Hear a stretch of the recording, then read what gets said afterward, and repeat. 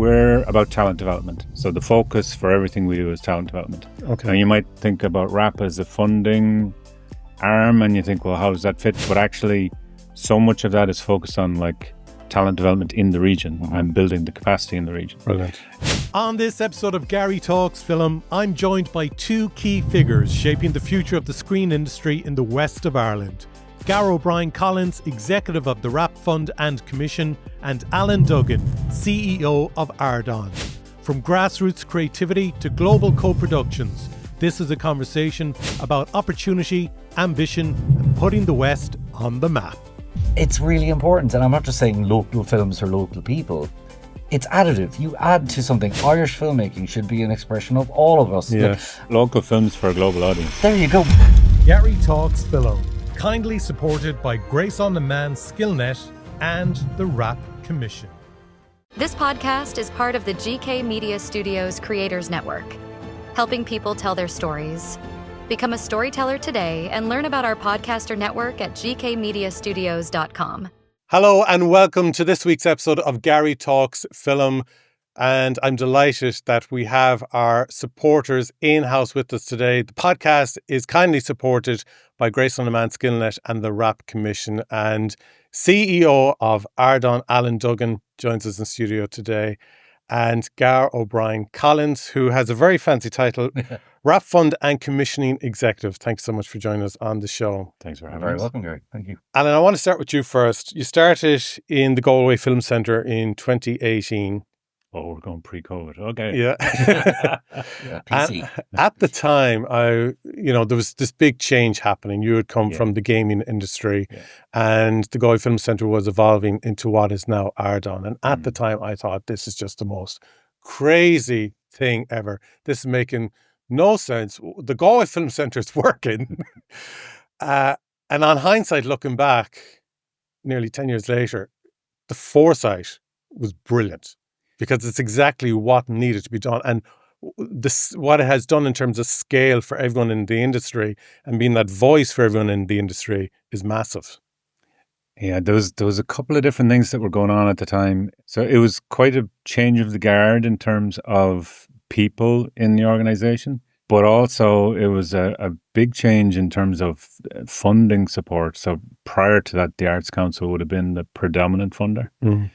And so after I came in, there was a shift to Screen Ireland because the Arts Council had changed their focus. So you came in and it's like, okay, just to let you know, the main funder's gone now. Yeah. yeah. Best of luck. Here's the keys. So, like if you remember, this is just post Film Base. So there was a real fear. Yeah, so Film Base was the Dublin version, we say, of the Galway Film Centre that had closed. And had just closed, yeah. So there was a real fear that, Galway Film Centre could go the same direction. So I suppose the first thing was steady the ship. And then the second thing was we need to be looking more broadly. Mm. And it was fortuitous as much as anything. I won't claim that I had foresight of, this is where we're going. We did have a vision, I guess, of like the 4 verticals. So as part of the rebrand, we did focus in on that. So like film, TV, games and animation. So it did make us think more broadly. But no one was thinking games back then. Oh, I was. Yeah. Like one of the biggest gaming designers is a Spanish guy who's based in Galway.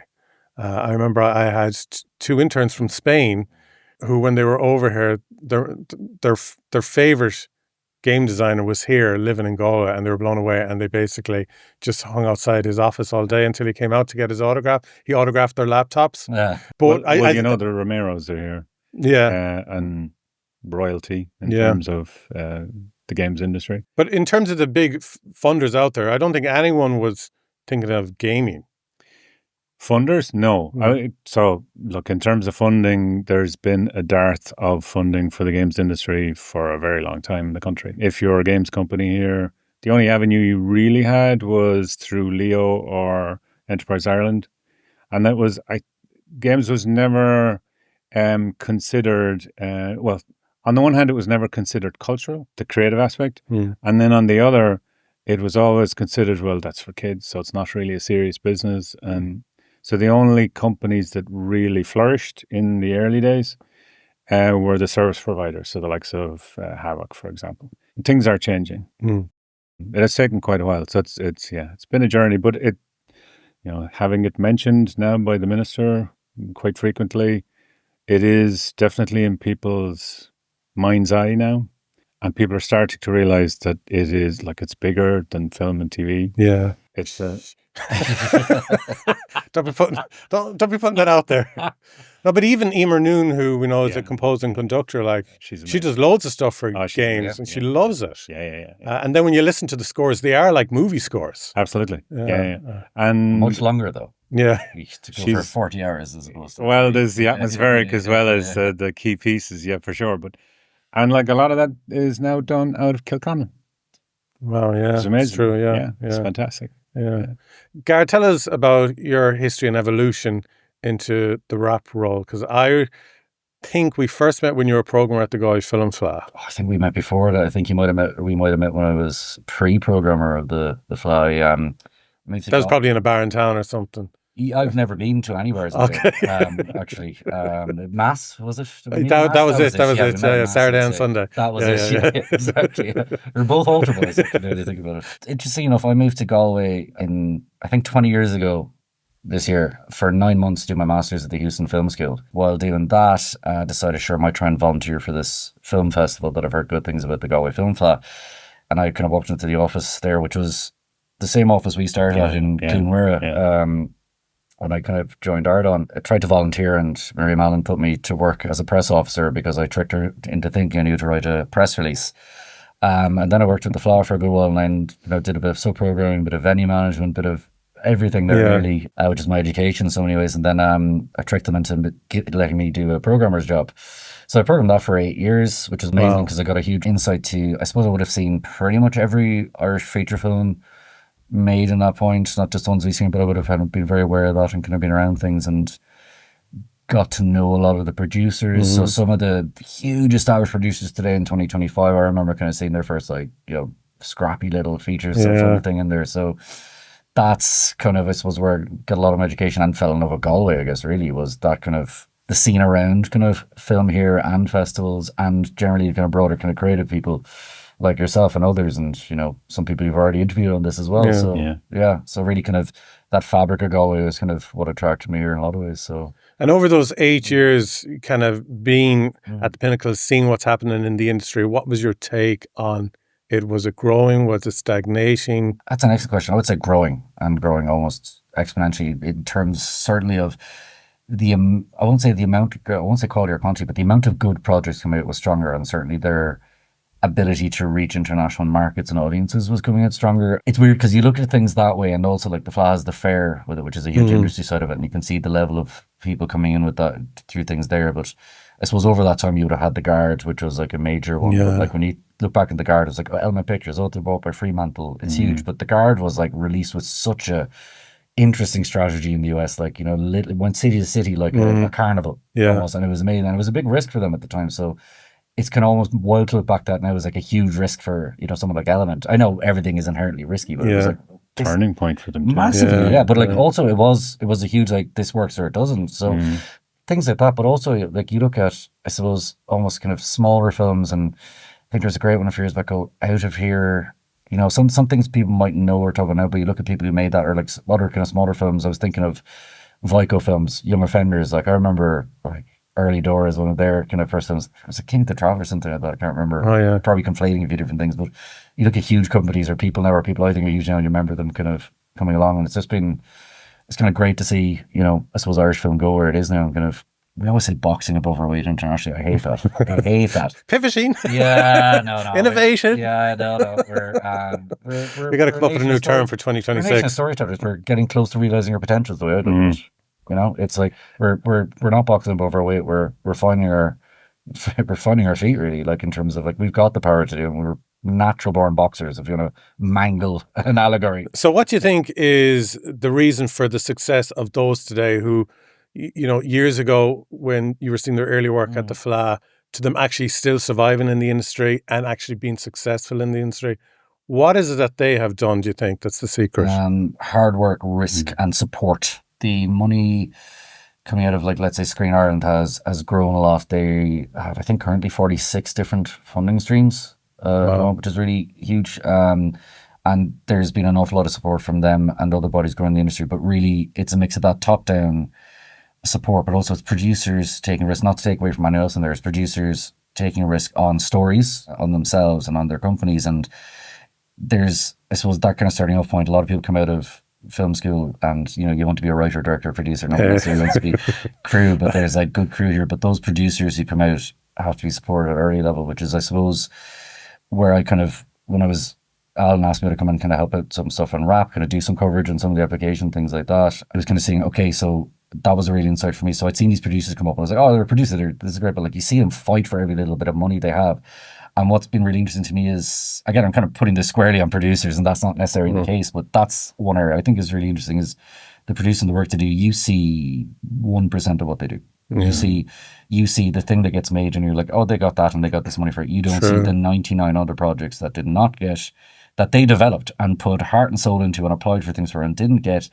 And for everyone that works, there's 20 of those that didn't. And so I think a lot of persistence and resilience. You're talking about that earlier. And I think it's good to talk about that as well. This thing of, you know, it's part of the game is you're going to put in applications for funding. Yeah. It's like when you do the lotto, you're sure you're going to win this time, and you put in your application for funding. There's just something inside you that says this is your time. Gary. If you're telling you to apply for lottery, you have been scammed. No. Okay. I don't know, I might have been scammed as well by commissions for films, but I like it. It's definitely a rug pulled from under your moment when you get those rejections, and you gotta, I know, build hard skin. You could be months working on something and months waiting for a response. What's the word that I can never think of? Agnostic versus discretionary. Discretionary. There you go. That's it. That's the issue. When you're looking at discretionary funding, a decision has to be made. So there has to be a process. Regardless of how you do it, you're going to have a lot of people that are disappointed. Something that struck me when we were talking about it earlier is, like, when you think of actors, you know that they go through rejection and having a thick skin is required for the job. Yeah. But the same is true when it comes to pitching projects and what the producers have to go through. Writers and producers. Yeah, absolutely. Yeah. I mean, we see in rap, we see like the nuts and bolts and the hoops that have to be gone through to make something fit financially. And it's a constant struggle. And until it's signed, it's a movable feast. You know, so that's one that works. Like, if you know what I mean. Like, that's one that works. Yeah. So it's a constant challenge. Yeah. Alan said something, like, I'd say almost first hour I was looking at this, and it was just like one of the things that was key was to him was like, we try and say no as quickly as possible, or at least point out this is not going to work. And I think I was like, okay, that's decent. But then as over the last 3 years, I've been like, producer's time is way more valuable than your my time. 100%. My time, sorry. Yeah. No, I agree. But it's like, because it is that amount of time that goes into it and the attrition rate of something. And it's not like these projects aren't good enough, or these projects didn't work, or they didn't care enough, these projects. It's just like, what gets, through to a centre, what makes sense for whoever's assigned this. And it's a huge amount of work, because like, even, you might look at the Phoenix magazine of the world going, this production company got X amount of money. It did for that project. But if you put that down per hour of work that goes into their job as a producer, it's probably just edging minimum wage. Yeah. I want to get out of it as well. Like, there's a lot of spend on a lot of things. 100%.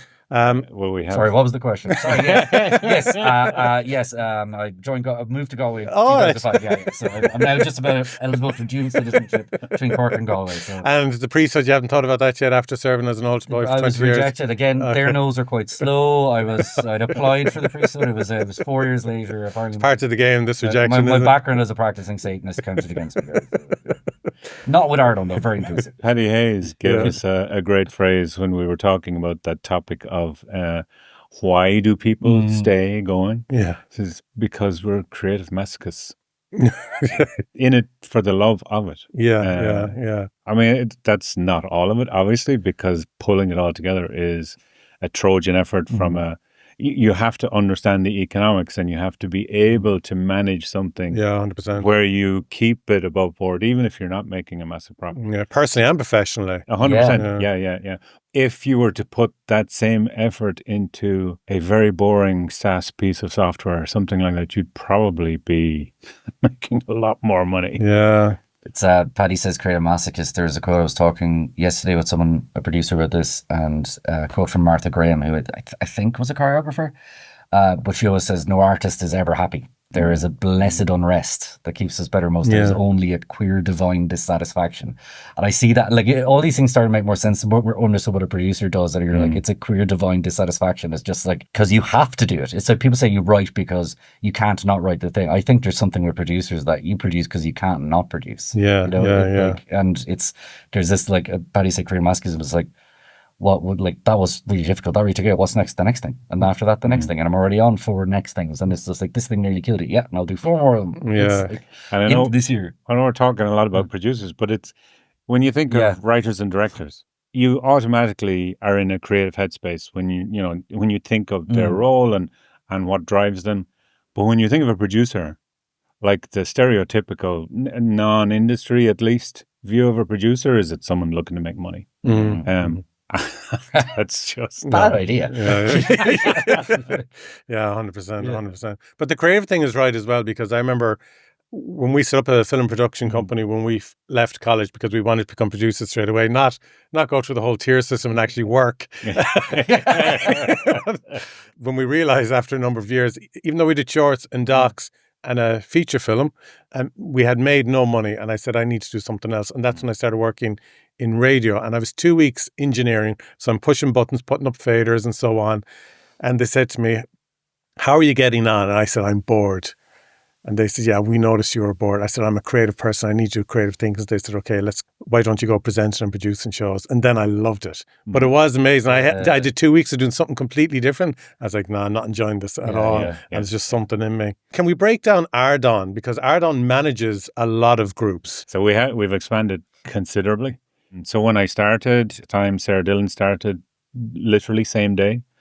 So that was the start of the RAP Fund. And since then, so we were at the time managing the City of Film designation for Galway City and County, continue to do so. But we've since then added quite a few strings to the bow. We're about talent development. So the focus for everything we do is talent development. Okay. Now you might think about RAP as a funding arm and you think, well, how does that fit? But actually, so much of that is focused on like talent development in the region and building the capacity in the region. Brilliant. We cover everything from new entrant all the way up to established. The biggest addition, obviously, recently is the National Talent Academy Film and TV, which is writers, directors, producers. Very strong EDI focus. Then we have the Digital Games Fund that we manage with Immerch.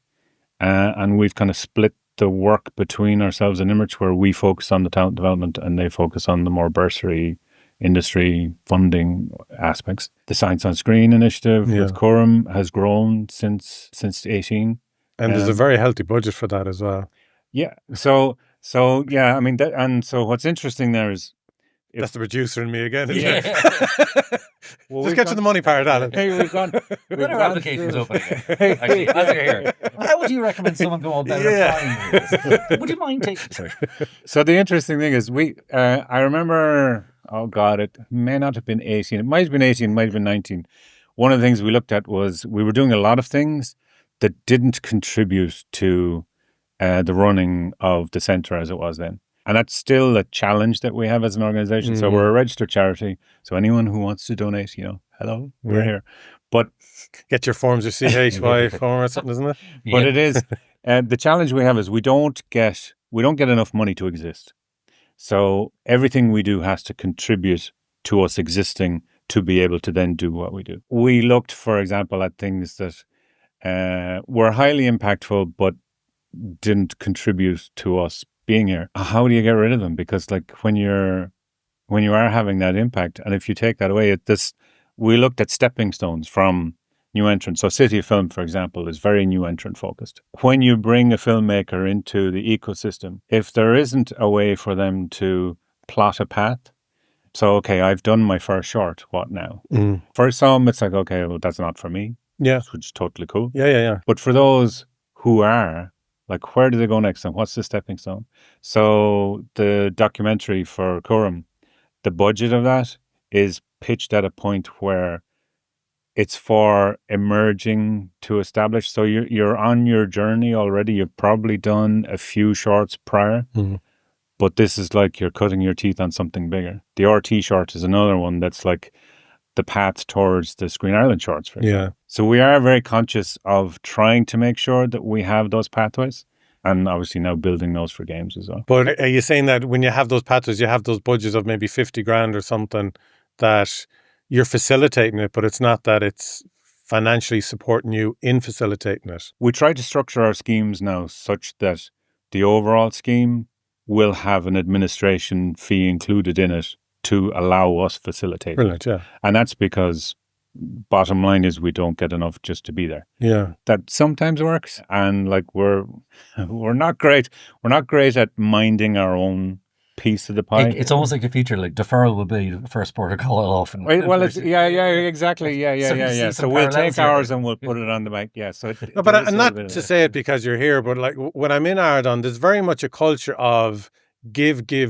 Yeah, and we know, suffer from the staff that and everything, ourselves because of it. I think a lot of it is reflective of, I suppose, you're working in an industry that is inherently collaborative. And you're a part of that, and it does work both ways, and you bring that to it and it comes back out. And we're very much not like, this is our little fiefdom, let's protect it, and this is us, and like we're like, what can we do? You know, possibly to our detriment, as you said, but it's...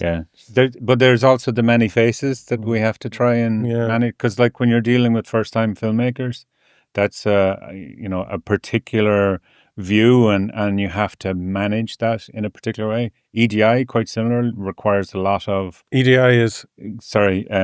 equality, diversity, and inclusion. So when you're dealing with communities who don't naturally associate or have an impediment to associating with the industry, so you have to work harder to help people who might have an interest get to the point where they can enter the industry. Yeah. So that means a lot more time, sometimes more money, but usually the resource that's required is time and people to carry people along. And then you have, like through the NTA top end, the probably most beneficial and impactful thing we do is shadowing.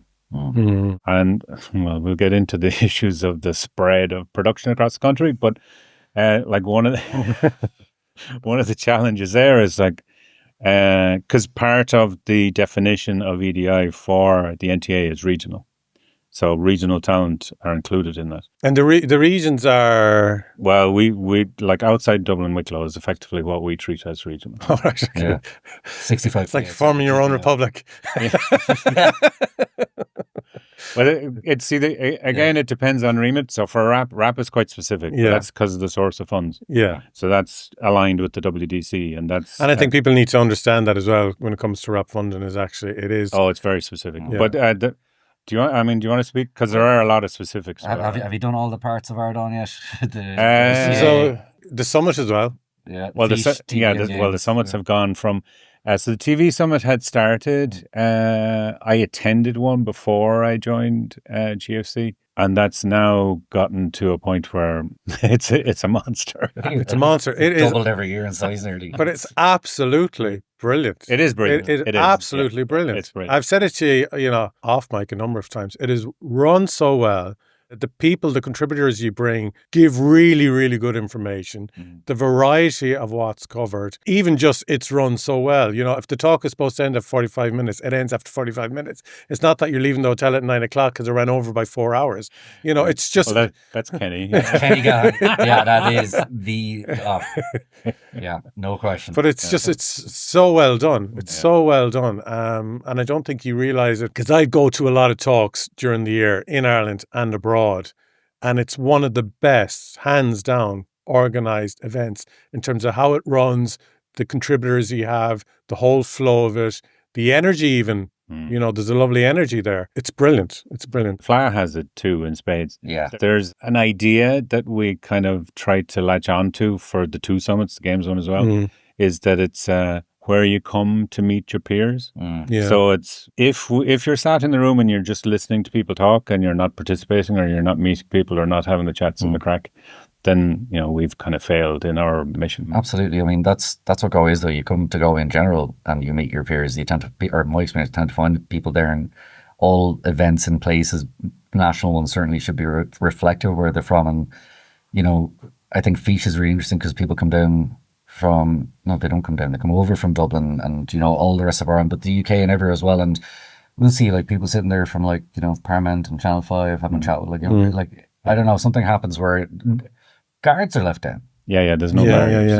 Yeah. So like, and people are much more open, and that's for all the objectivity we like to put in it, like you have to be able to hit this budget point, you have to have these skills, you have to do this, like it is also an industry where the end result is about, you know, emotional. Like the point of film TV is to make you feel something, and there is like, I'm not saying it's gut or comes down to like who you know or anything like that, but like personal relationships and connection is vital. Yeah. And I think providing something that, you know, can engender that atmosphere allows for like better panels and better things like that, but also like productive friendships to be made, I suppose, at the end of the day.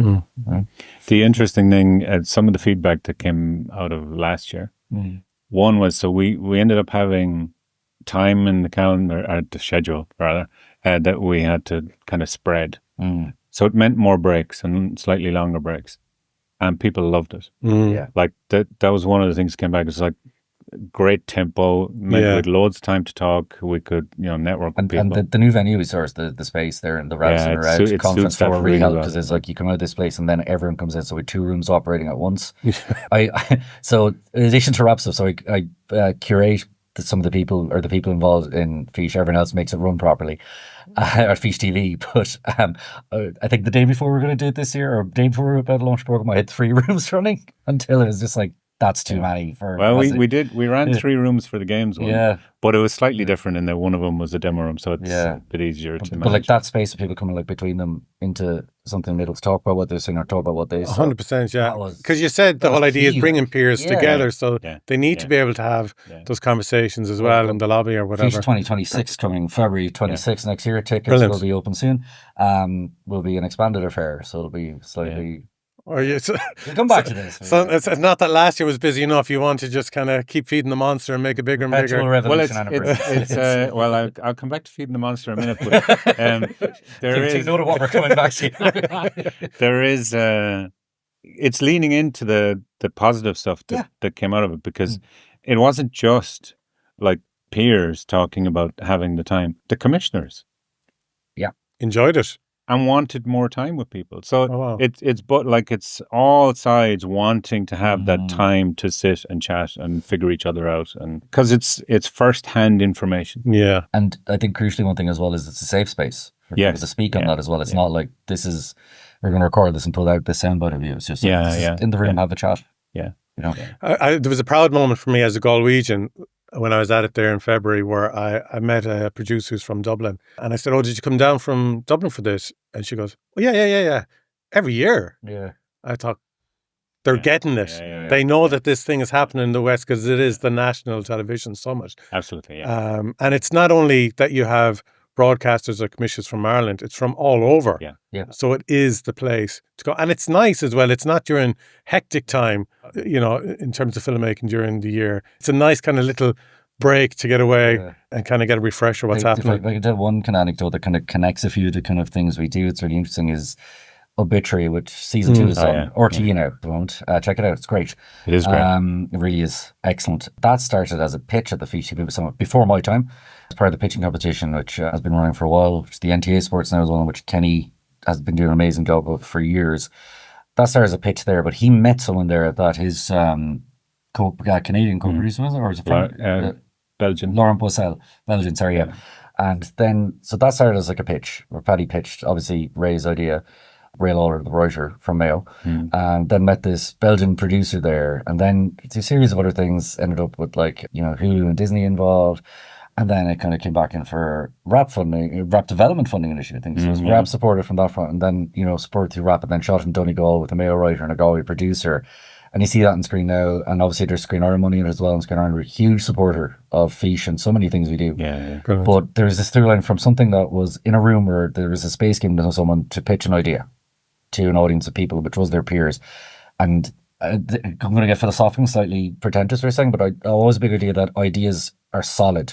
They're not something airy-fairy that come into effect. Like, so information is solid. Dinosaur DNA is now stones everywhere. So that's information. And I think it's the same with these things. So that was an idea someone put out there. And through connections with other people, there's a critical mass. And now it's now this thing we're seeing, you know, on our TV. And there's like, I have a DVD of it on my desk. Yeah. And the contribution from people took an idea and made it into the physical world. Yeah. I'm not going to say they were manifested, but that's what it was. Yeah, you know? And giving a space for those kind of, you know, ideas percolate with the right people can make something real. And it shows how things just evolve as well and come together, and it's not that Put you the send in elements together for and you've to, it is serendipity as well, where the right people need to be in the room and so on, and building on that. Explain to me a little bit more about City of Film. The monster. No. I'm afraid to wake the monster, but we're a UNESCO City of Film in Galway. Yeah. So how does that work, or how does that benefit, we'll say, on a ground level for filmmakers?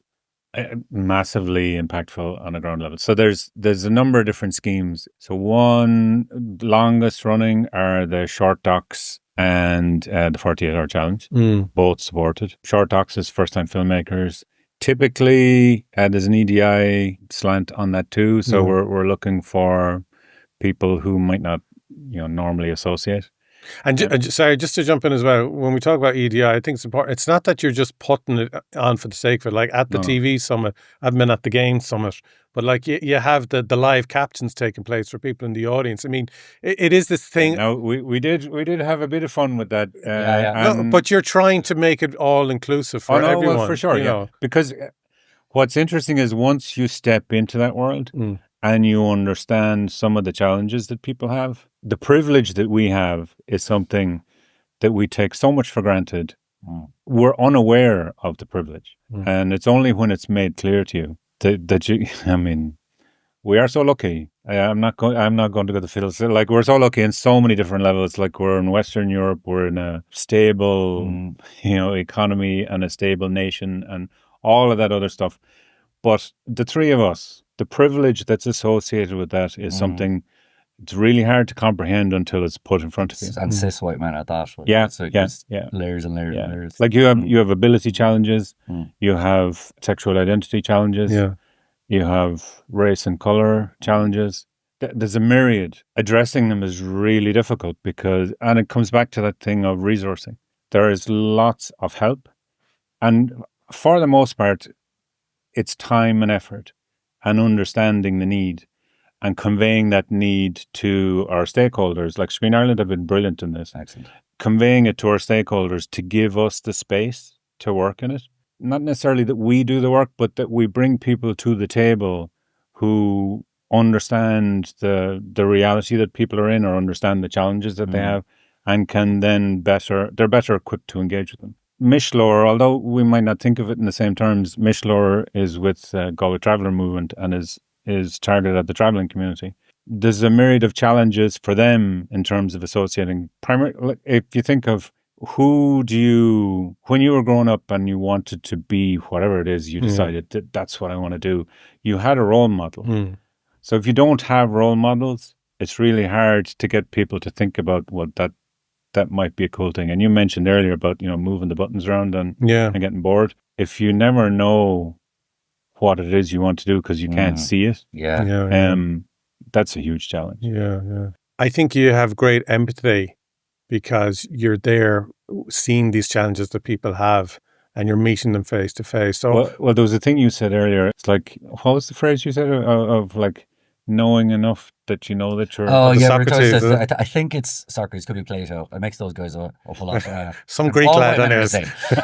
But it was like, I know, or the wisdom to know that I'm ignorant kind of thing is like, so as soon as you know a little bit about something, you become very aware of the other 90% you don't know. And I think that's probably the key thing, is that we're aware that we are to a large extent ignorant, in that there are so many things that we are unaware of. So it's trying to be honest about that, because actually even language is another thing that comes up, is using the wrong phraseology or terms. So we try to be really careful in our call-outs. And I'll give you a fascinating one, this has gone back a few years now, but when we were looking at how we did our call-outs, if you put a set of requirements on a job, for example, if you have required or essential, what's the other word? Desired, thank you. Men will look at the required and, oh yeah, sure. Yeah, that's fine. Close enough. Yeah. Um, I'll apply for that. women typically, no, I don't meet the criteria. So you have to be really conscious of how people view what it is you're putting out. Okay. Now we don't get it right all the time, and but the intention it's a is process. But it's always iterative as well. So you mentioned the capturing at feet. That step one, that was like the basic thing. We'd ideally like to have people signing all day for that, and that's just one cohort of people we'd like to help out and address. Like, I mean, it's. But you could have not done it. You could have not have that extra stress by not doing it. But you did do it. And then there's people we know in the audience who wouldn't have got the experience. Other people would have because we didn't put in that effort. And like there are people who still don't get the thing because we could, there's more could be done. It's alarmingly expensive to do a lot of those things, unfortunately. But we live in a world now where there are privileged white men getting rid of diversity and inclusion in the workplace. And it's not to go too political, but I'm just saying when you're there trying to bring it in, and then there's other parts of the world that are actually taking it away, that must personally be frustrating. Because you know the good that it is doing.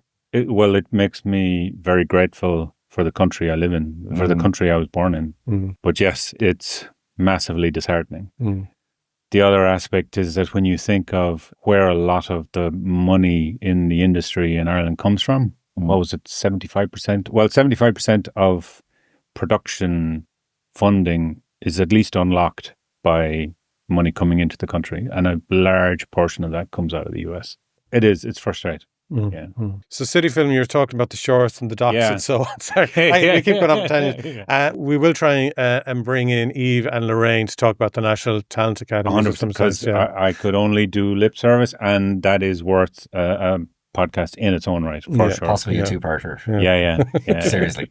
Well, I want to get into rap. So two elements of RAP. There is indeed. So there's the RAP Fund and the RAP Commission. So the RAP Fund is an initiative between the WDC, the Western Development Commission, and Ardán, or it was the Galway Film Centre at the time, in association with the local authorities of Clare County Council, Galway City, Galway County, Mayo, Sligo, Leitrim, Roscommon, the SLR region, Donegal, and Údarás na Gaeltachta. It was a fund, it is a fund from the Western Investment Fund through the Western Development Commission. So that's where the fund that goes towards the projects comes from. To encourage filmmaking in one of those regions. So there's several countries. So to encourage filmmaking in the region, so bringing activity, but also to develop capacity within the region. Okay. So this is where some of the monster comes in anyway. So there's fundamentally the vast majority of the industry is within Dublin and North Wicklow, top half of Wicklow, let's say. Yeah. So Galway has a proud filmmaking tradition and history going back like various like things to like, I think Clad of Women at the Market was like a tourism film back in, was it 26, something like that? Films of Bob Quinn, various things like the region has a huge kind of filmmaking thing. TG Carr, the establishment of that. A lot of the problem we kind of face, and forgive me if I go off on a slight tangent, disinformation of it is keeping activity here, so, and people and crew. So again, it can go back to representation a little bit. Like if you're here and you grow up in this wonderful, brilliant cultural region, not just Galway City and County, which is of course, the cultural heart of all that, but like it's an amazingly cultural region, and you want to be a storyteller in film, TV, animation, or games, and that doesn't just mean writer, director, producer. You want to be a set designer, that's storytelling. You want to be costume designer, hair, makeup, that's storytelling.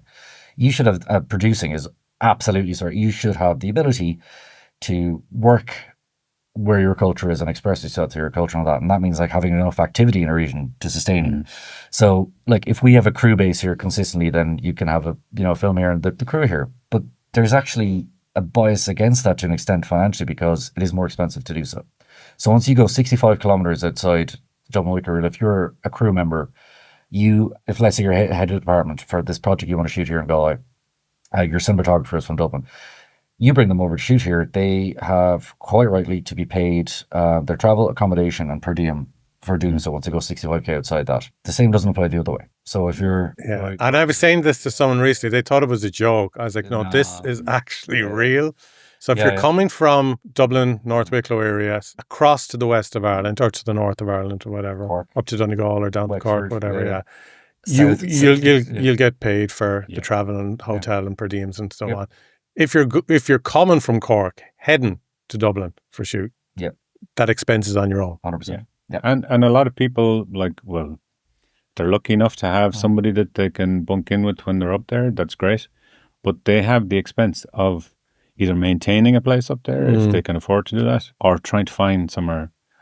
I mean, we've heard stories of people like sleeping in their cars. Yeah. There's people as well who I know who do the commute. So like their day could be 14 hours, but they're doing the commute back home. And 100%. again, we're all talking in the industry about carbon footprint, but then that completely goes against what it is that's trying to be achieved. It's certainly, I think, gotten a little bit trickier over the last while, because we can get onto the regional uplift and stuff in a little while.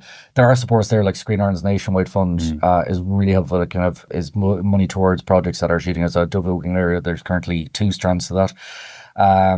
But the coalition, the Willing, came together and said, we need something to incentivize, essentially, in the region. So Rapper said, I can put up to 200k into projects that film within that region outlined earlier. And we've done 20 projects so far. And so there's a few different things, like to keep activity going, to have that spend in the region. So again, we can look at this. So even, let's say, banner year 2021, there was, I think, let's say there was about $500 million spent on film in Ireland. Again, as Alan mentioned, about 75% of that was unlocked with money coming from outside the country. But of that 500 million, there was 124 million spent outside of that. So spent regionally. So that's anywhere outside that region, right? So that would have been about 20% of the overall spend. But that was when there was a regional uplift of a 5% additive on top of the base tax rate or tax exemption for that. When that dropped, and there was, I think, 474 million or thereabouts last year spent in the country, 59 million of that spent was in the region. So without that incentive, without the regional uplift of 5% extra on that. So overall, it looks like the industry's doing really well. Regions. So it was less than half to spend after $500 million when there was an incentive. So something like RAP would have added on top of that. So we've done 20 productions, which is 10 feature films. I think, was it 5 seasons of television now, 1 animated feature, animated TV series, some development companies. And can you come in at the start for development funding, or does someone else Not anymore, no. We used to do development. But the problem with RAP, an issue and a challenge we face is that the source of our funding is the WDC, who have been incredible supporters of this, like throughout the project. It wouldn't exist without them. And there's like somewhere between 25 and 40 million has been spent in this region because of these projects that would not have been there without their investment of, I think, about 3.5 million to this point. Their money is not a good fit for this. It's brilliant that they don't. It's not the way film normally works, or film and TV. When I say film, I mean screen. Let's say screen normally works in terms of funding. It's commercial. Yeah, the key word is investment. So it's an investment. So it's not soft money. So the producers who access the RAP fund have had to show, based on the low estimates of their projects, that they can not just kind of recoup whatever the investment is, but repay, or like WDC can participate and profit on that as well. Yes. Because that's their requirement by law, that they have to show that they're acting as a rational market investor. So there's a very high bar for that. So, and you might look at, let's say, a project of 5 million, where is this 200k going to go? It's like, that's how many people's wages on this? That's money on screen. That's like crucial to this project. You scrap for every bit of money. That 5 million project was probably meant to be 6. What is a bit flabbergasting is, like, when you talk to the producers, the difference between a project coming into the region and not could be down to that 200,000. 100%. Wow. So we reckon it's between 8 and 12% more expensive to shoot regionally. So something like, great, we're going to shoot here. Story set in Galway, we're going to shoot in Galway. It's great. And let's say there's a big American financier, and this is all hypothetical. And they eventually go, this is a great project. And they come back, it's like, geez, that's very expensive. Why aren't we just shooting it in Wicklow? Because let's say there isn't necessarily the crew base there, so we have to bring it all over. And that's not to say that we don't have exceptional crew in this region. We do. But the anecdote I keep coming up to is, like, there was a project a while back. Someone was looking for, I'm going to make this up and say, a set designer for a project they were shooting within the RAP region. It wasn't actually a RAP project in the end, but it was a project they were shooting here. And they asked this person who was based in the region, would they do it? And they said, I can't. I am about to accept a job at the same time in Dublin. They were like, what are they paying you? We'll see if we can match it. They're like, oh no, you've already offered me more. I'm taking the one in Dublin. And they're like, why? You're going to drive there and back? Yeah. Why would you do that? I said, because this might be the only project of this scale in this region, or in Galway, let's say, for the rest of the year. Whereas if I say no to that one in Dublin, I'm saying no to 3 other projects that will be happening there from that company in the next one. And that's my yearly salary. And this, so something like RAP, if you can keep activity. Yeah, it needs to be ongoing activity. Probably ongoing activity, and keep people working here. And that's a driver in that. But also, it's either that to get all these things done, you need political will and support on this. And there has been really good support. on this, but you need to show that it's having an impact as well. And I think a critical thing from RAP is, and like again, WC need to show recruitment on this, but the local authorities and ourselves, we want to see impact on crews. So we've got numbers of 17 of the 20 projects returning. That's 2,034 crew positions filled, about 2,500 extras. I think like nearly 250 trainees, like incredible level of that. But also of that 3.9 million spent directly on those 20 productions, we have seen 46 million spent in the region. Now that's boots on the ground figure. So for Section 481, which is the tax incentive we discussed, that's like, is that money being spent here? But that can include, like, let's say I have, Julia Roberts is filming this thing here, so let's count the spend on her. She's not spending that in the little in, Duishka. Yeah. So we sensitize that down further. So we look at, even based on, take out all the people who aren't regional. Let's take out the international people, all the people who are regional and accrue to the best we can. And the producers, again, being amazing, we get this regional impact for them at the end of this. And they're like, we spent this on apples in this station, in this shop. This little greengrocers, but the sensitizing it right down and taking that out, it's still about 26 million spent to the region from a 3 million spent. So it's still about 9 to 1 return. So we can show through data on RAP that these 20 productions, that the money spent in them, every euro spent into them by the WDC has generated at worst €9. €9. At worst, up to 15. At worst, €9. That's incredible. So it shows that investing in this sector it's will bring important local economic return communities and huge amount of capacity for the region. And that's going without, I suppose, some ancillary things like the amount of shadows that the NTA might have had in some of those projects, or other groups on that. The amount of trainees and people who came up on those projects. Like I know on something like Obituary, there's people there who were like, trainees on one are now like crew or like full, like people go up on these things. And Donegal is an amazing example. Boy, all this is great. There's an amazing, amazing film officer up there. Not all the counties have a film officer. But they film officer, they're called Aideen, and she is incredible. The fixer. Yeah, she's the fixer. And there's a reason there's been so much activity in Donegal as well. And it's like the crew have been consistent there. They have, what does she call it? Like, not the A team, it's like I was going to say the crack squad. That sounds really good. But they have their like go team there already. It's just you come up with the crew and we've got, kind of thing. And that's a chicken and egg thing, isn't it? There's so much activity there they can do that, but they can do because they have activity, and that's what we're trying to. I was going to say that one of the key things that we find ourselves fighting is natural inertia. So if you look at how the industry has developed over the last 20, 25 years, it has grown up in Dublin and Wicklow, and that's probably natural enough that will be first port to call. But the difficulty is that the gravity of that has drawn everybody to it. And that continues to draw people in. So if you want the work, so it's like back to that, if you want ongoing continuous work, you go where that work is. And if that work is on Wednesday, then the entire industry will go and work on Wednesday. And so like you do have difficulties like that where a large production comes in and other productions suffer because all of the crew gets... A phrase that we've often used too that has rankled a little bit is it's really important where a producer wakes up in the morning. So if you just think of it from a purely personal perspective, so people talk about it being a closed shop and all these other things that are associated with the industry. When you dig into it, it's really natural. You want to work with people you trust. You want to have continuity of work. You want to use your skills as effectively as possible and get the most that you can from your day. If I wake up in Dublin and I have to make my way to Galway, or I have to decamp away from my family for a month for, the shoot or whatever. Do I do that, or do I go half an hour down the road to a studio in Wicklow? These are just totally natural instincts that people follow.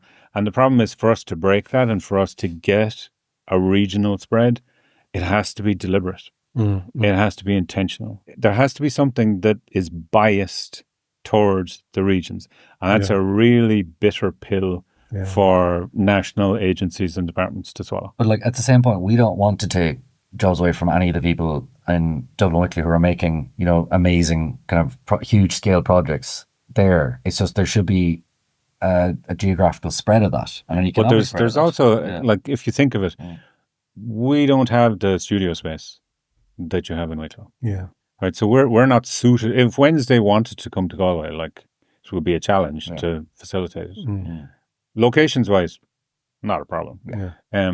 So that's what you typically find is there's a type of production where outside Dublin Wicklow suits. Yeah. The problem is that they're not coming out either because it's expensive to do so. Even like there's a really good studio down in Limerick that had obviously Foundation and Cork and soon in Donegal. Amazing. Down in West Cork, soon one, Donegal. There were ones there with that, but like the one in Limerick kind of worked when there was an incentive as well on it, in that, you know, and largely the reason the incentive was brought in was for night flyers coming into Troy, and then Foundation obviously shot 2 seasons there, was it? Or was it one? Can't remember. I can't remember the second but like one. that was empty for a good while. It's now thankfully shooting things like Wayfinders as well, but it's harder for those productions. It's more expensive, you know, once you go outside that, because if you are a US person bringing in, like, you're going to shoot, let's say, a new Star Trek show and you're going to shoot in Limerick, and you're like, great, I love Limerick. Limerick is great. It's very near Galway, where all my favourite people in pubs are. That's the best thing done. But like, you're bringing your show in there and like, you're like, well, obviously we're Paramount, we want the best, we want that cinematographer. Where are they? Do I bring? Oh, geez, it's starting to add up now. We want that. Geez, why is this now? And you're like, oh, fuck, you know, screw it, we'll just do it in after. I think people just on the ground, you know, people in hospitality, in catering, anyone who's any small business to a big business in, you know, outside of basically the Dublin Wicklow area, you know, you can all benefit by putting a little bit more pressure on the powers that be to support more investment in the regions to be able to facilitate and host the production of film and television shows. Two things on. Sorry, you go. I was going to say there's a lovely anecdotal story out of Donegal. That's exactly right. Very good, So I'll do every second word, okay? You line up his little anecdotes.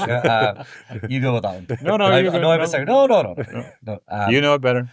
So there's a film shot up there with Paul Mescal called God's Creatures. It's an A24 project. I don't think it's at the box office so far. Very good film. Yeah. But that, we've like from 18 up in Donegal, and you know, people on that was shot during COVID, and there's at least 3 businesses up there where that was shot that are only in existence today because that film came in during COVID and shot there and kept them going. Till it closed. Yeah, like 100%. So that's a very specific example, but there's livelihoods there that are still there because of that. Yeah. I'm not saying bring the film in; it'll save all your. It'll bring back extra vision. But even, you know, as someone who grew up and is from Galway, today, 70 years later, I can still see the impact that The Quiet Man has had on the region of Cong. That's what I was saying about ideas are real. Cong is, you know, what was it, Innisfree? Or what's the town in Quiet Man called again? Innisfree, yeah. That is that town now. That's become real because of an idea. You know? And you can totally see the impact there. Yeah.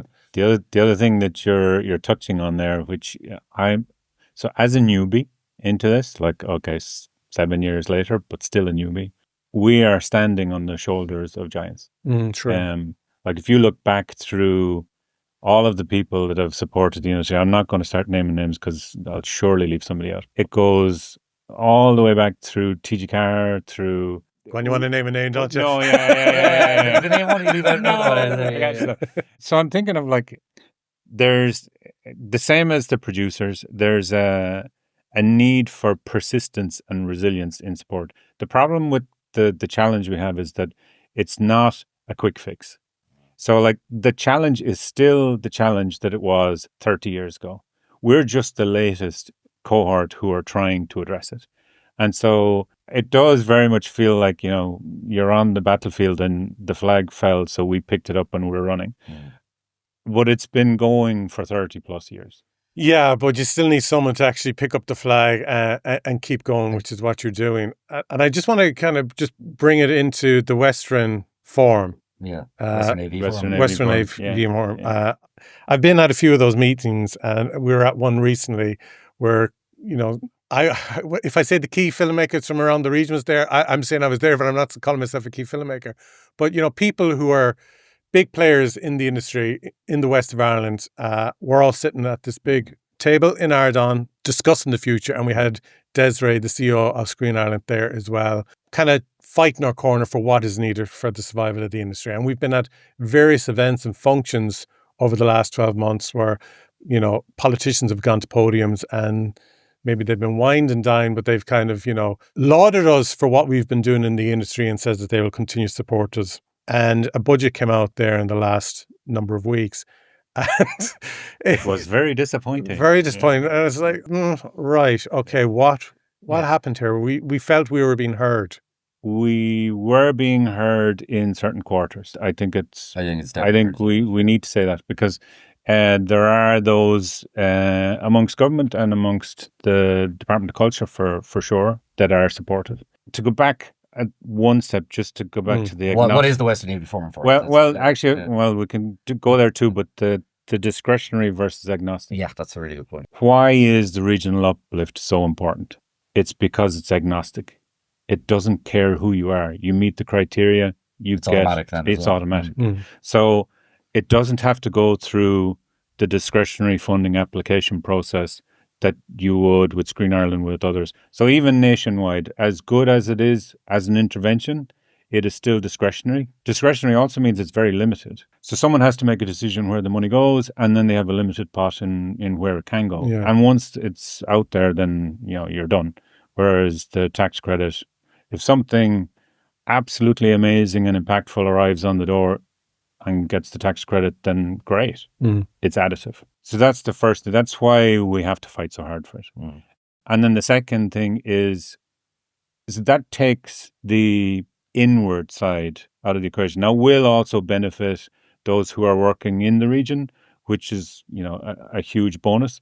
But what we also need is discretionary funding that is specifically targeted towards the region. So it's only about building capacity and building IP out of the regions, because it's only when you combine those two that you will ultimately get and that the discretionary is not just addressing the extra cost and plastering over. I think it's actually geared towards developing capacity. So like nationwide at the moment, nationwide is trying to fill the gap that the regional uplift should be, filling.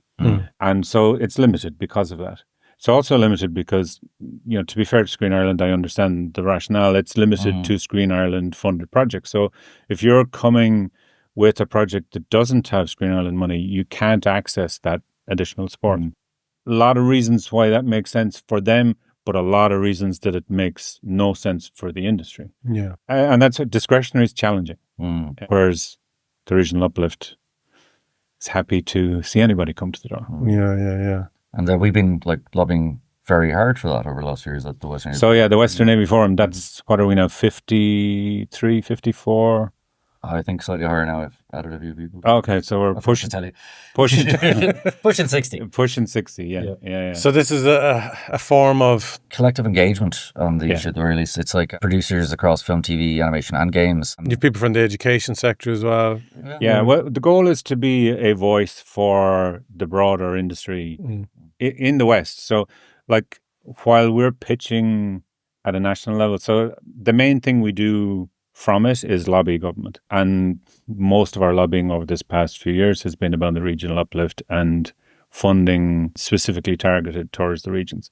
So we don't go in asking for money just for the West, because anything that benefits the West is going to benefit the Southwest, the Southeast as well. Yeah. But the group that we have, it's a very mixed group, and like you say, there's people who've been in the industry for a long time, very, very experienced, know exactly how things work, also have been around the houses. Like I said, we're standing on the shoulders of giants. We've been around this rodeo many times, and it has gotten to the point of yes, we're going to do this many times, and then it doesn't happen for a myriad of reasons. But having that in the room, also having the new people in the industry come in. I remember having a conversation, this is early doors for RAP, when we started the company investment, and I was using terms that didn't jive with people. Okay. One of my questions was, what's your exit strategy? Or the door I came in. Well, what are you talking about?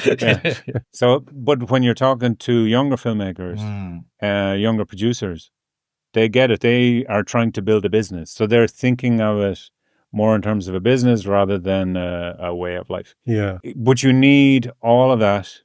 You also need the stakeholders. Again, if you think the industry wouldn't exist without Udros, wouldn't exist without TGCAR, they've been the bulwark that the industry's been held together by in the West over the last while. And the college, you do need the colleges at the table. there is that thing of, I think we were talking about it earlier, everyone that leaves college, what do they want to be? Do they want to be the guy pushing the buttons, or do they want to be the guy behind the camera? Or you need all those points of view. We then try to distill that into an ask. And the challenge is making sure that the ask gets to the right people, that the ask hits the right trend and tone, and that it's simple enough that we can get it over the line. So like, for example, early doors, when we were talking about the regional uplift, we were talking about what words in the bill could be changed. Not like put a new paragraph in. What words? A number. If we could just change a number in the bill, that's so much easier than anything else.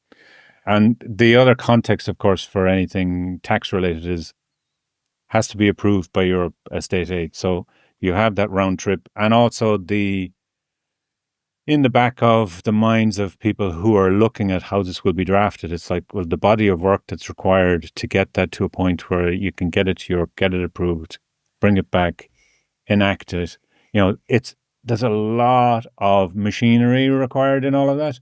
So a lot of learning on our part. Yeah. I mean, it's constantly, trying to upskill and understanding this, because I remember, I'm trying to remember now how I got involved with the Western Navy Forum. Did I just slide it? I don't think you ever asked me to. I think I might have just forced my way in there accidentally. But we were looking at doing things like, so the state aid map it was originally based on. So we're looking at how we get it back right. How did it work before? And it was based on a state aid map in Ireland, which was like, right, we can make a case for a regional uplift based on existing state aid maps in Europe. Now, that was the reason why, and I don't know if you remember this, Cork was excluded from the one, because everyone in Cork is a millionaire. Because of farmer. Because of Pfizer and Apple. It's like, so GDP and all that's gone. So it wasn't perfect, but at least they had a basis where they could include Limerick and the Northwest and stuff in this. So we're like, okay, great. Let's do that. Let's look at the state aid map. Oh, there's a new state aid map. Oh my God, this will not work at all. This will like Swiss cheese. Preclude everyone's. Well, Cork was carved out there much more granular. So we're like, okay. So we spent a lot of time looking at sorry, I'm doing the producer thing. The 20 projects that didn't get there. Here's our 19 other applications we did, like looking at, working very closely with TG Carr and Alan Estimal when he was there, and like looking at a Gaeltacht map, and if we could have, was it Balcher Servicey around that as well? Like looking at how we can support that. And can that work? And then we're looking at looking at territorial cohesion maps from Croatia. The 65 kilometre rule, and applying that on top of the key towns, the service towns in the island. Could we make that work? And then like, what language can we do? So you can come to someone with a solution, and go like this. None of those quite worked. And then like, we work very closely with Screen Producers Ireland, SPY, which would be the producers, like support group in Ireland. And it's like, they're also very, very passionate about this issue. And it's been a mainstay for them as well. And they would have certainly skill sets we wouldn't have and be able to go. And although they also have a remit that, grateful that we don't have to be involved in as a guest, at least, in terms of union negotiations. Yeah, very true. So there are so many layers to all of this stuff, and the implications like go deep. From watching movies in Cannes and Berlin and all over the world to decide what goes in the Galway Film Fleadh, to doing reports, like this isn't the sexy stuff at all, is it? Do you know what? It's like, I'm very grateful for this, because I came in just over 3 years ago, actually nearly exactly 3 years ago now, to, I think, program a bit of Fiche. To program Fiche, and I was like, great, I like that. I've done programming. I like industry stuff. I'll do that. And then it was like, you might give us a hand here with some coverage, just a bit of coverage on our athletes. And then it was just like, Alan asks me every year. Alan's actually, I'm about to say, because he heard me in Empires, he's a really good boss, because he's like, every year we'll have a 1-to-1 and be like, is the job what you thought it was? I was like, no, it wasn't what I thought it was yesterday. And it definitely wasn't what I thought it was. You were like, here, do this. So grand, nothing legal or financial. Here's the thing saying legal and financial executive. We find every day is kind of learning, but it's because of that you care, and sorry, that sounds really facile, but I am very passionate about, not like I'm a committed regionalist, like, death to Dublin and Wicklow. No, I really, really care about those philosophical things that is very important, where the creative wakes up, and you should be able to express your own culture on this. It's not, Cartoon Saloon isn't amazingly successful despite being from Kilkenny. It's Kilkenniness is why it's amazing. So many of the great people coming out of Galway and the great filmmakers of that are because of the region, because of Connemara, because of Connacht. Don't get me started on Cork and Cork people. I'm dual citizenship now. Nearly 21 years here and 42, so just about. But it's really important, and I'm not just saying local films for local people. it's additive. You add to something. Irish filmmaking should be an expression of all of us. Yeah. And you know, you're looking it's at local films for a global audience. there you go. But, and this is the cliche I love, and it is perfect. It's just like the local is universal, and the more granular you get, like something set out in the heart of, I don't know, let's say Furbo, can resonate with them. You look at The Quiet Girl, I know that wasn't said here, but like something that will resonate, and it's about making sure those stories are told, and those stories are told with storytellers from that region as much as possible.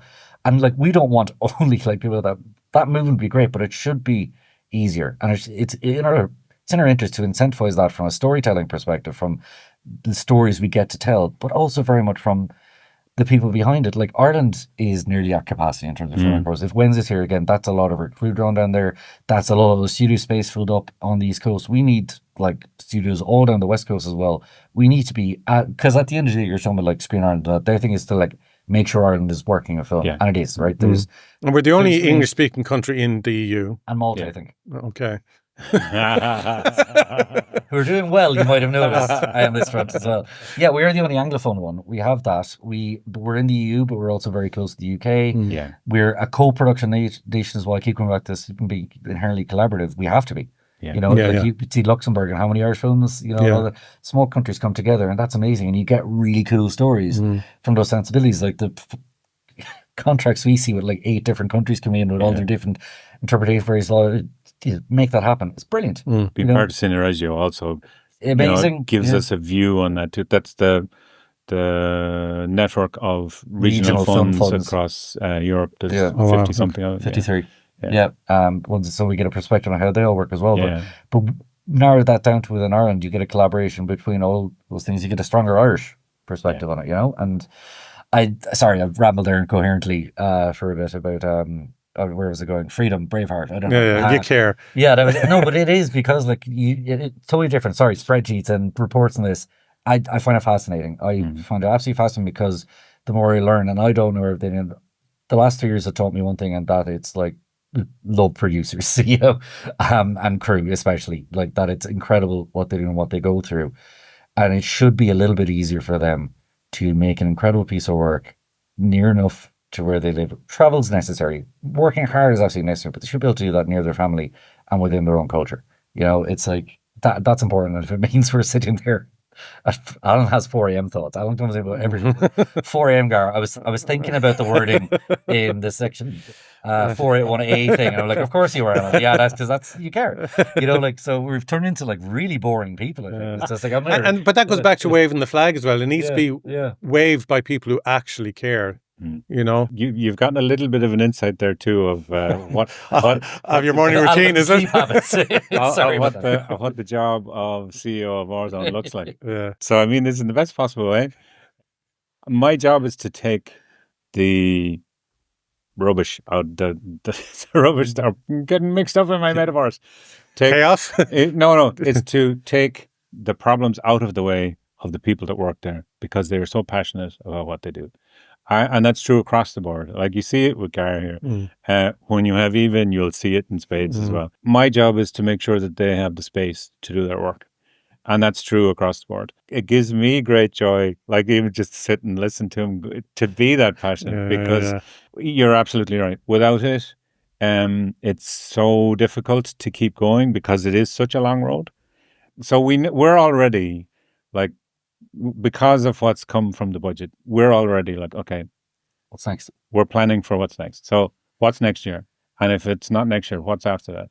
So, and what's in the interim? Because the key, without the regional uplift, we have to ensure that we maintain production activity, because if we lose it, it goes barren, and starting from zero is so much harder. We've already seen it re-centralise after COVID, and because the uplift worked. It did. And like you've seen it kind of reconcentrate. And you see that across most industries across the world at the moment, things are reconcentrating to the centre. And we can't have that. And like as Alan says, for this we're going to work on, you know, what's next. It's do the bit in the West Wing where President Bartlett's shot and they do a flashback episode to how he became president, and every meeting ended with like, what's next? And then he wakes up from the coma and it's just like, you look at him and it's like, are you okay? And he's like, what's next?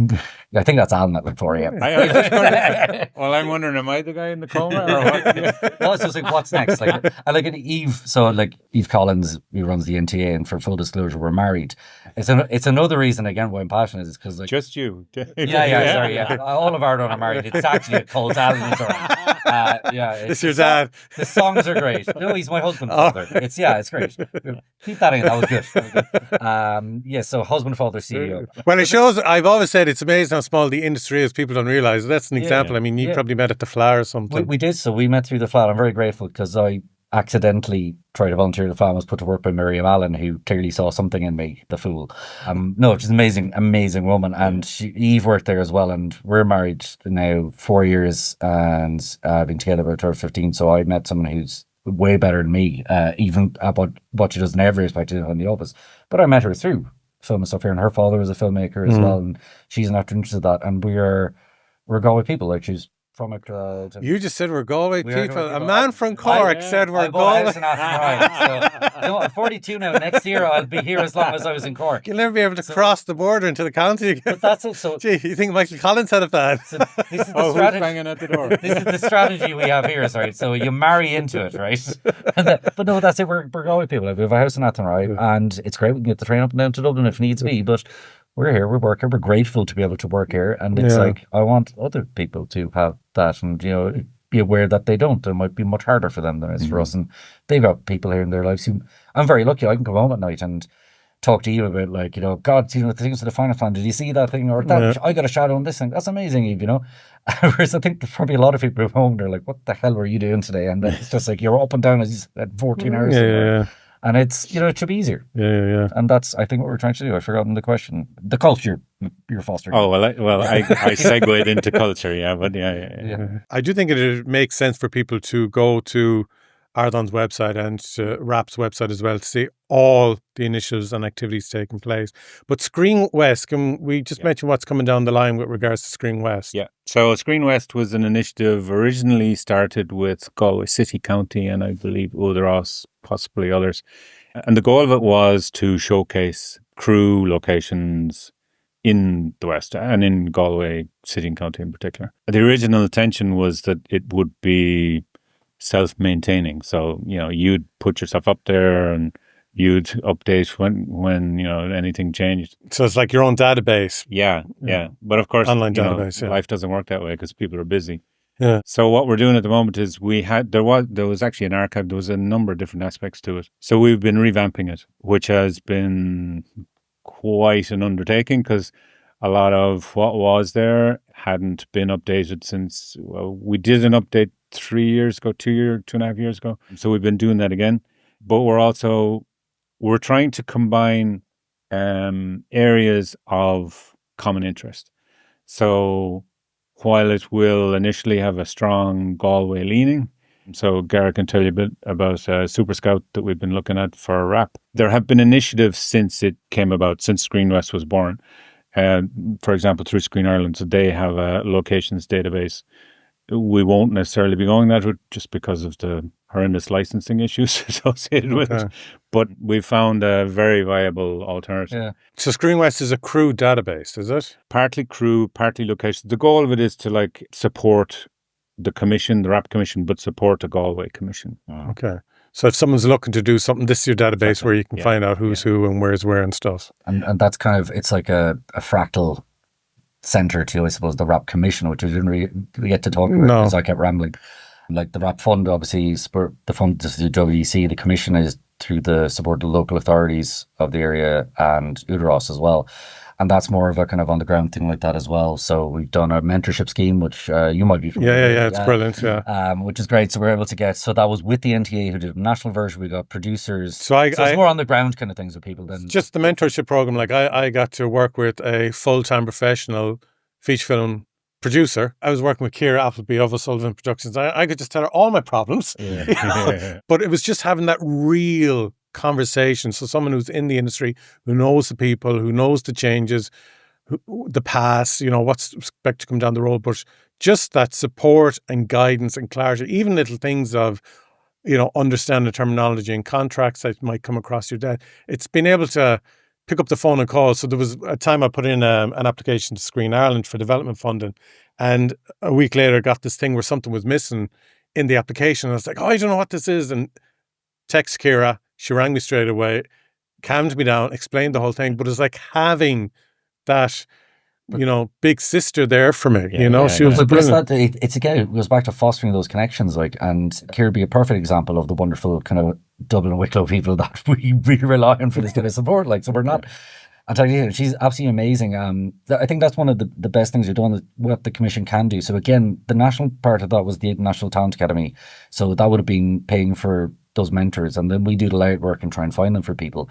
But the RAP Commission specifically would have paid for that sort of. So as yourself, there's people from Donegal to Clare, they mentioned this. There's two great lads in Sligo, Adam and Ed from Waywalker, who made a wonderful film, Horseshoe, which premiered in the FLA this year. They're going to be on in a few weeks. They're great. Before their new movie comes out. It's releasing in December the 5th, I think. Yeah, they're great guys, and they were put Edwin in touch with Mark Herbert, who was the producer on executive producer on Adolescence, for example, and he seemed to have a very similar experience as well. So this peer-to-peer learning is fascinating. And again, this is a great thing to learn on.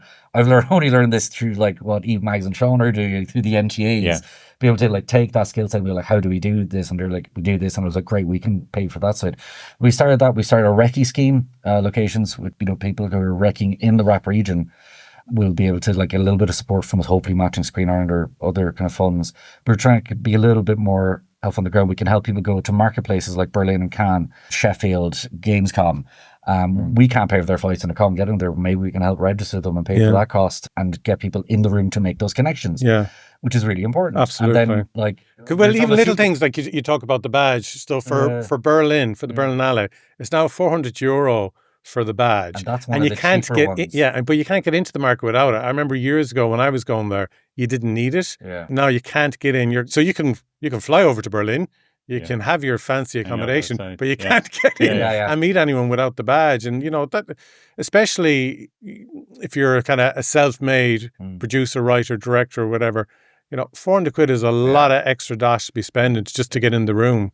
And it is great as well because there are it was a nice mix we had in Berlin this year, for example. So it's my star producer from here, I think Sligo, emerging writer producer down in Clare. So we weren't looking at what level. It was will this be impactful for you? We can do that. And then as Alan was saying with Screen West, the kind of crew and locations, one we've been working with a UK company called Super Scout, really worth looking into. They're new but incredibly responsive, so they're kind of working on a new way to look at locations. So we've kind of built a test one. We haven't put it out yet for the entire region of kind of mapping little areas, but it's really user friendly and very easy for people to upload their properties, and you can have properties within locations. So you could have a location that's like this, let's say Gary Kelly Manor, but then another location could be the lake on Gary Kelly Manor and something like this, or you have a field out back and then there's a house here, and a shed. You can mark them, very user friendly.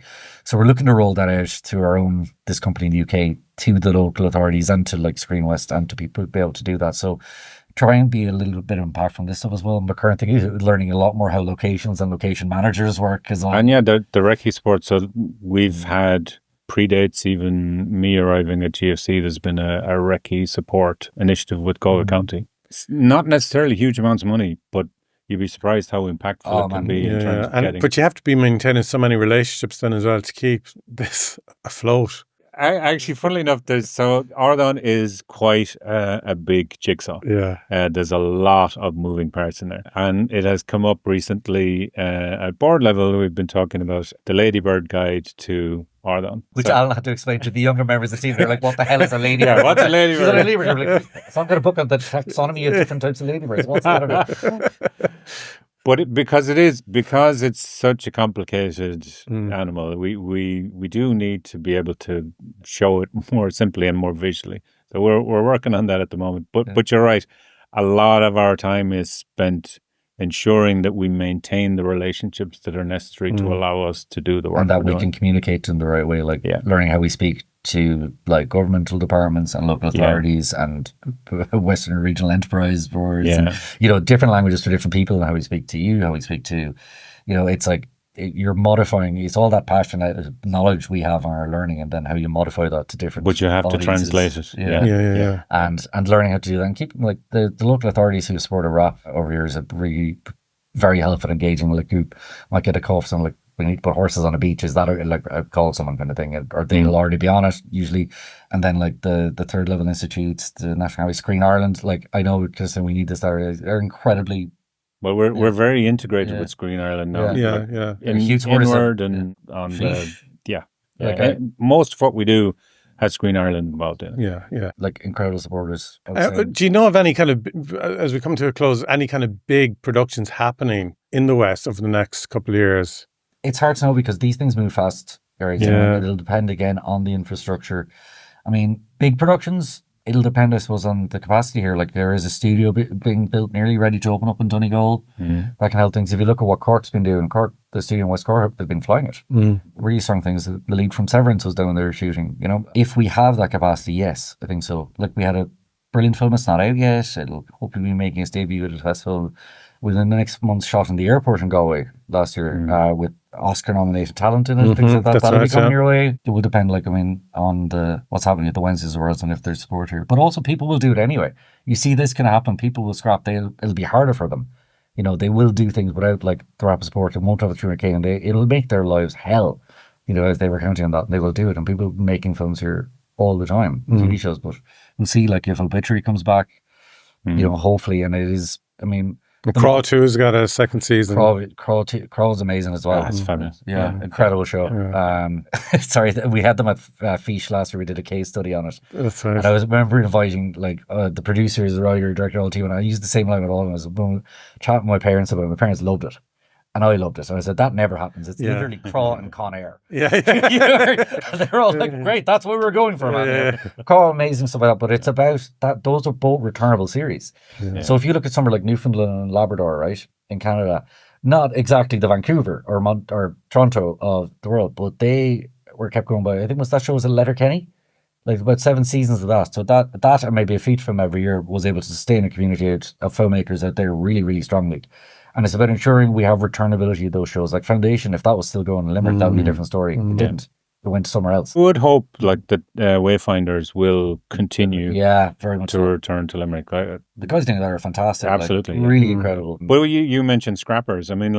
If you look at some of the best success stories, people have had to scrap hard for it. You're literally pulling, as a keep going back to, you're pulling things out of the ether. It's here's an idea, and you're manifesting that into reality with 400 people and co-producers in Belgium and Toronto and making those things real. If we could help a little bit on the way to make that easier and, advocate for that being easier to get that kind of plurality of voices and people behind things, I think that's why I'm here anyway. Yeah. Well, look, the whole idea of this series was really to shine a spotlight on the amazing talent that we have in the west of Ireland, from Donegal all the way down to the south of the country, and to shine a spotlight on it and wave the flag and hopefully get a little bit more interest in activity here. And it's because of people like yourselves, we wouldn't be in the strong position that we are in today without you. So thank you. Thank you. Supporting everyone in the industry. Well, thank you for being the industry. Yeah. The kind of people we like to support. Yeah. Well, thanks a million. Continued success with all the craziness and waking the monster again in February for another summit and all the mad things to come. We look forward to more adventures coming from Ardán and Rap. We look forward to more episodes of Garry Talks. Thank you, Gary. Thank you. And thank you for listening or watching this week's episode. As always, if you found it interesting, please do share it with a friend. Follow us on social media. Follow the podcast on whatever podcast platform you're listening to. And we look forward to you joining us again next week. Garry Talks Film, kindly supported by Grace on Demand, Skillnet and the Rap Commission.